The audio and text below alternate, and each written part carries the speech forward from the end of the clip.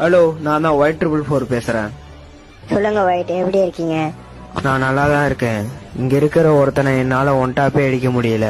அதுக்கு காரணம் என்னன்னே தெரியல. நீ கரிநாட்டை கேட்டு சொல்லு, அது என்னவா இருக்கும்னு நான் தெரிஞ்சுக்கணும்.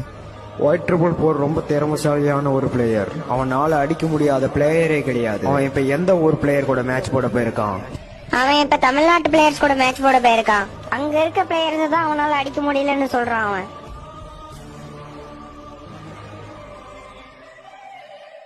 அங்க அவனோட ஒன்டாப்பெல்லாம் ஒன்னுத்துக்கு லாக்கிப்படாது.